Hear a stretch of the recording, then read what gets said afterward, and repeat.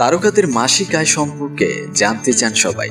আজ শাকিব খানের আয়ের উৎস সম্পর্কে কিছুটা ধারণা দেওয়ার চেষ্টা করব।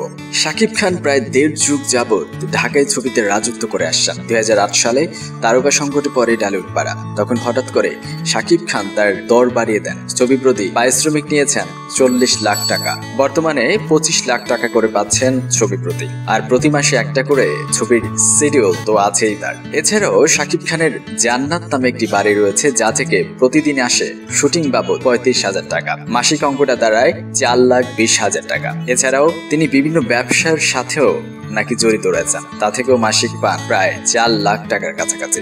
এছাড়াও প্রতি মাসে বিভিন্ন স্টেজ শো করে পাচ্ছেন 5 থেকে 7 লাখ টাকার কাছাকাছি। সব মিলিয়ে মাসিক আয়টা দাঁড়ায় 40 লাখ টাকার কাছাকাছি।